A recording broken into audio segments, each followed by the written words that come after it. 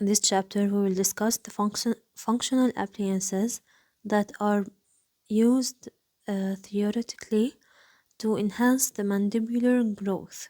So they are mainly used in class 2 type 1 malocclusion. They affect the neuromuscular environment of the orofacial region to improve the craniofacial skeletal growth. They are usually divided into two categories: the tooth-borne appliances, which are the activator, bionator, and the twin block. They are held on the tooth primarily. The other type is the removable tissue-borne functional appliances, which means that they depend on the soft tissue in the primer position. They are the Frankel appliance. Functional appliances are effective in vertical control or increased overbite. They can be used in the mixed dentition, but they depend on the patient cooperation. Before getting in details in each of the appliances, let's understand the general effect of these appliances on the skeletal structures and the mucous structures. The effect on the dentition is by causing some intrusion of the maxillary incisors, and this primarily happens due to the lingual force of the labial bow that is positioned on the anteriors. So the mandible attempts to reposition back to its normal position. So what we get is a protrusion of the mandibular incisors. Like here, the intrusion that is presented by the labial bow on the maxillary incisor is compensated by a protrusion of the mandibular incisors.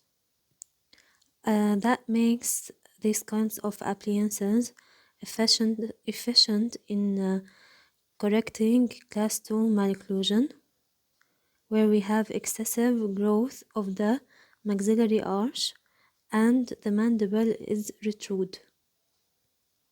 Its effect on the skeletal structure is by stimulating the growth of the condylar region and the remodeling of the glenoid fossa. So it acts on this region of the temporomandibular joint, which enhances the downward and forward growth of the mandible that can be directed. The first appliances is the activator that was developed by Viggo Andersen in the Denmark, where he used it on his daughter when she went on a 3-month vacation, and he saw that after she returned there was marked sagittal correction and improvement of the facial profile. It was then called the monoblock and was used in the treatment of the class 2 division 1 malocclusion. This is it, the monoblock. We can see the labial bow and the device here. What are the dental changes by the activator? It affects the incisors, as we said before, so it can be used to correct the overjet or the overbite by retroclination of the upper incisor and proclination of the lower incisor.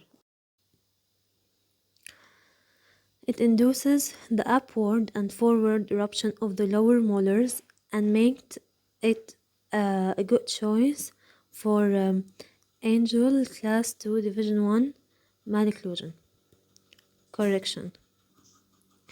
If we incorporated an expansion screw, the activator can be used to an expansion for the upper molar region. It produces a downward and forward growth of the mandible, so it is indicated for class malocclusion, class 1 for correcting the deep bite, the open bite, for general class 2 division 1 malocclusion, and it can be used as a reverse activator for retracting the mandible in class 3 malocclusion. It is contradicted to use this type of appliance when we have crowded arch. It must be worn at night time only, and it may help to eliminate abnormal habits like snoring during sleep. It also needs patient cooperation because it is bulky and uncomfortable. How it is made? The softened wax is pressed onto the upper teeth. Then the lower jaw is retracted, and the waxed bite is taken according to this new occlusion relationship. When the appliance is made on this relationship and the patient starts wearing they will try to get the occlusion contact that they had before, so they will try to protrude the mandible forward. This movement will activate and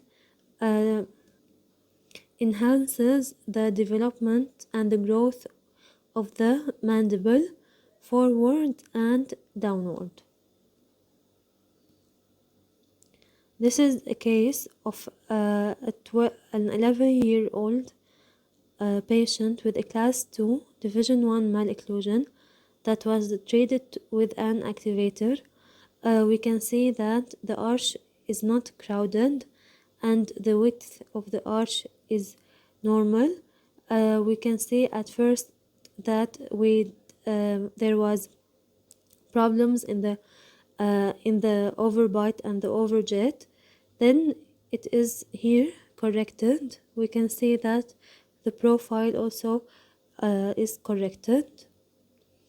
The instruction after delivering the activator is that we ask the patient to wear it at least 10 to 12 hours a day at the beginning. Then a few hours in a day when a patient is used to the appliance, and then it is instructed to be worn at night also.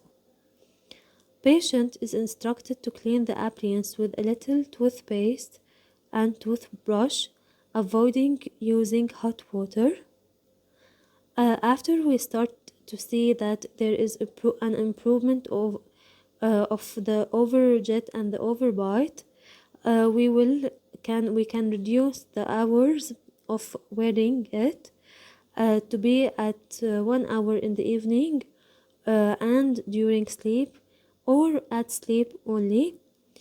It is usually checked every 6 weeks, and by each visit we must see that there is a reduction of the overjet by 1 to 2 millimeter. This will indicate that there is a cooperation and from the patient, and they are wearing them probably. Now the bionator. The bionator is developed in Germany, and it was the goal of it is to facilitate the daytime wear of the activator by making it less bulky. So they reduced the acrylic in the palatal region, and they added a palatal arch wire. The bionator is used in treatment of class 2 division 1 malocclusion and class 1 malocclusion having constricted dental arch. We can use the bionator by in class 3 malocclusion to retract the mandible. So because we know that in class 3 malocclusion the mandible is protruded more than the usual. The difference is that the labial bow is now placed on the mandibular incisor, and the palatal arch wire is reflected in the opposite side, facing the palate in this direction. Now let's discuss the frankel appliance, that we said it is a tissue-borne appliance. This is it. We can see that the acrylic is placed in the region of soft tissue, and it is connected to the teeth via labial bow and palatal bow. It is considered an orthopedic device that aid in the maturation, training, and reprogramming of the orofacial neuromuscular system. And the concept of this device is the isolation of the effect of the cheeks and the lips and the chin on the alveolar tooth, on the alveolar bone, except that we have the tongue that is still a power of protrusion, and the concept is that we have a vertical extension of the shields in the tissue area. This will induce stretch on the alveolar mucosa. So there we have a subsequent tension on the periosteum, and we will have a new bone deposition occurring on lateral borders of the alveolus, which means that we are enhancing the thickness and the width of the alveolar bone that is that the teeth are occupied in. The frankel appliance is versatile in its use. It can be used in class 1 malocclusion for deep bite, class 2 division 1 malocclusion for overjet reduction, and it can be used for class 3 also malocclusion. It can be used for treating open bite and in conjugate with external headgear. Frankel appliance is used in early mixed dentition period when it is used before and during the eruption of the canines and the premolars. It affects on skeletal growth is by forward position of the mandible and increase of the mandible length by 18.9 millimeter, and it has a posterior facial height increases because it affects the ramus, and it can cause dental arch expansion. That's what is explained in here. Usually the functional appliances are worn for a considerable long time, so it is usually worn no less than 9 to 10 months.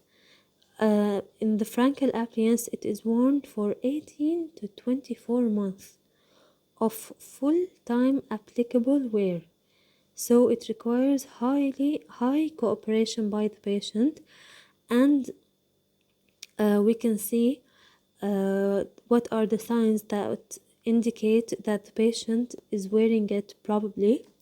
First, we can see that it can cause some irritation of the soft tissue. We can see that there is a hyperemia of the lower labial region of the tissue. We can see some ulceration or fibrous tissue building. After 3 to 4 months of appliance wear, there is a clinical sign of adaptation, and it is called the pterygoid response. This is important. The pterygoid response indicates that the patient is no longer able to retrude their mandible posteriorly as they did before. So this is mainly because of the lateral pterygoid muscles, which are they take a part in determining the mandibular posture and translation. If this sign is not seen after 3 to 4 months of using this appliance, so the patient is not wearing the appliance as expected. Also, the Frankel appliance is used in class 3 malocclusion, and we can see that the bow has become on the lower incisor, and the labial acrylate is more bulkier. The vestibular shields extend in the area between the maxilla and the mandible, and it removes the forces created by the buccinators and associated facial muscle against the lateral surface of the dentition. These anterior labial pads, they lie above the upper incisor, and they are larger and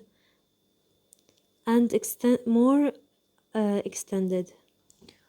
The Frankel appliance should be worn for 20 to 22 hours per day.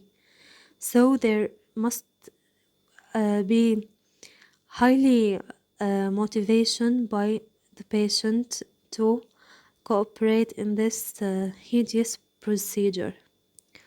Another appliance is the oral screen, and we said before that this is it. It is used to treat the oral breathing. Also, the thumb sucking. Let's discuss the lip bumper. This is it, the lip bumper. It is a functional appliance that alters the equilibrium between the cheeks, lips, and tongue, and transmit the forces to the molars. So we can see that the acrylate that separates the muscle effect is on the mandibular incisor, and they are connected to the mandibular posterior teeth to transfer this type of forces. It can be used to treat lip suckling habit or lip biting habit. It can be used for molar anchorage. The lip bumper can be used in conjugation with a fixed orthodontic appliance. This is the appliance. The last appliance is the twin block. It is composed of maxillary and mandibular retainers that fit tightly against the teeth, alveolus, and adjacent supporting structures. We have two types of clasp: the delta clasps that are anchored to the maxillary first permanent molars, or the premolars and the deciduous first molar. Also, we can use the ball clasps on the anterior region to increase the retentive effect. An expansion screw can be added for in the maxilla to if we need an maxillary expansion. If you want to increase the vertical dimension, we can move the acrylate from the posterior teeth in order to allow them to grow vertically. This appliance produced increase in the mandibular length and caused incisor proclination and variation in lower anterior facial height. It can be trimmed to facilitate the eruption of the lower posterior teeth with a deep bite, and it also can be left untouched if we saw that the patient has a tendency toward an anterior open bite. So it is used in class 2 malocclusion, and this is, we said that is the case for most of the orthopedic of the functional appliances. It is usually indicated for 9 to 12 months of wear. It is also indicated as a full-time wearing, also including while the patient is eating also. That's it.